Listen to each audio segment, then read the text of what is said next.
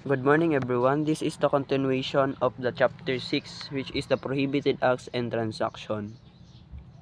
So at this lesson po malalaman natin yung mga dapat at hindi dapat gawin ng isang public officials within their time of duties. So first we have the financial and material interest. Public officials and employees shall not directly or indirectly have any financial or material interest in any transaction requiring the approval of their office. So, sa madaling sabi po, once daw po tayo isang public officials and employees, never tayo mag-engage sa anumang transaction or financial interest which is related po sa government na pwedeng magkaroon ng problema sa atin, which is pag nahuli po tayo nito, pwede tayong makasuhan or matanggal sa ating serbisyo. And the second, we have the outside employment and other activities related thereto. Public officials and employees during their incumbency shall not own, control, manage, or accept employment as officer, employee, consultant, counsel, broker, agent, trustee, or nominee in any private enterprise regulated, supervised, or licensed by their office unless expressly allowed by law.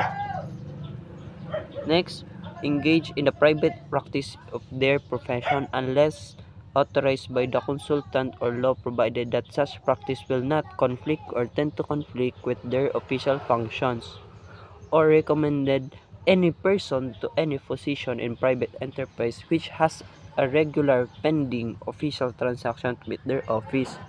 So, sa madaling sabi po, dapat yung primary source of income natin is based on the government work natin.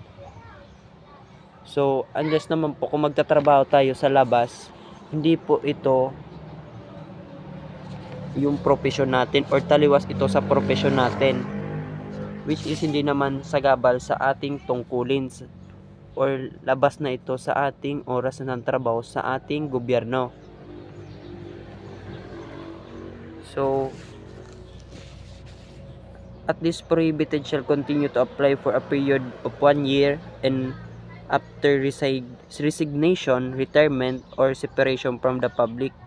So, once daw po tayo na nag-retired na sa ating katungkulan, kung gusto natin magbalik ng maging public officials ulit, dapat meron muna tayong 1 year after retirement, or kung gusto naman natin magtrabaho agad, dapat taliwas ito sa ating profesyon. Next, we have the disclose or misuse of confidential information. Public officials and employees shall not use or divulge confidential or classified information officially known to them by reason of their office and not made available to the public, either to further their private interest or give undue advantage to anyone, or to prejudice the public interest. So, sa madaling sabi po, wag daw tayong maging marites.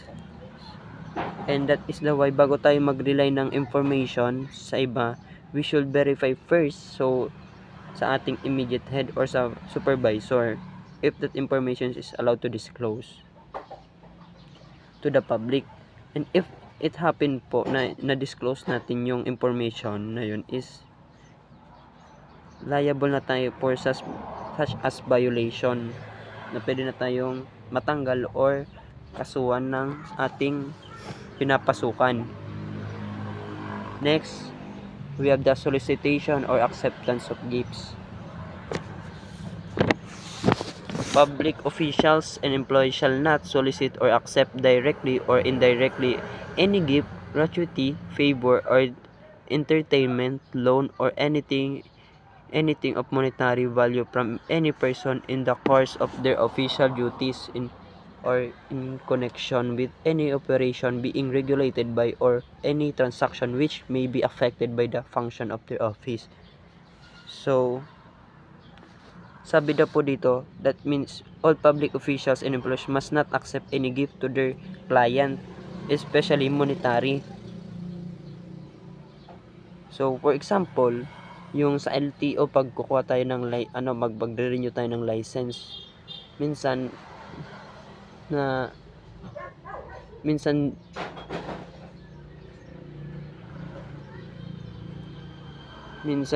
yung 1K lang yung talagang bayad para mag-renew ng isang license. So, nilagyan mo ng 500 para lang mauna yung papeles mo. That is one na pinagbabawal po ng ating batas. So, next, we have this statement and disclose. So, public officials and employees have an obligation to accomplish and submit declaration under oath, and public has the right to know their asset, liabilities, network, financial business interests, including those of their spouses and unmarried children under 18 years of age living in their house. So, sabi daw po dito, kailangan daw po natin magsumite sa government ng tinatawag na SALN. So, what is SALN? Ang SALN po, ito yung sinasad natin dito yung mga asset natin, yung mga loans, mga kabuuang kita natin, utang, or mga financial business, yung mga pinagkukunan natin ng pera. So,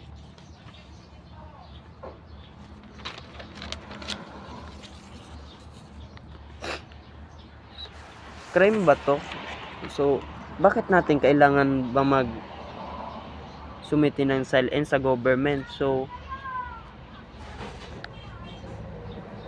kailangan natin magsumite ng tinatawag na SALN sa government dahil inaalam nila kung ano ba yung kabuang kinikita ng isang officer o public officials, para which is pag nagkaroon ng aberya or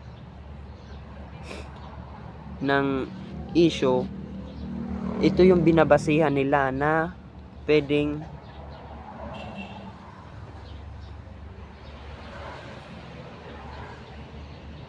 yun nga. And then we have the statement of asset and liabilities and financial disclose. All public officials and employees except those who serve in honorary capacity, laborers and council or temporary workers shall file under oath yung mga pawang katotohanan lamang na ilalagay nila sa kanilang statement of asset, liabilities and network, and disclose of business interests and financial connection of those of their spouses, unmarried children under 18 years of living of their household.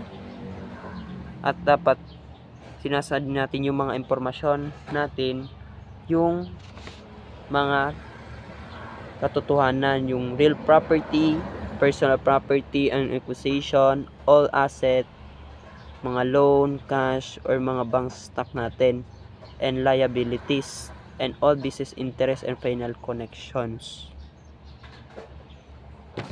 So, statement of disclose. So,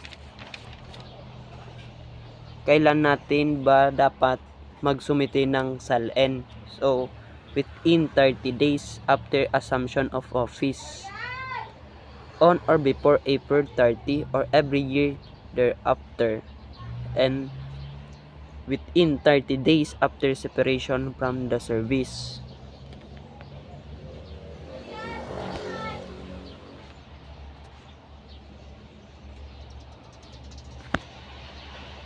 And that's all for my topic. Thank you.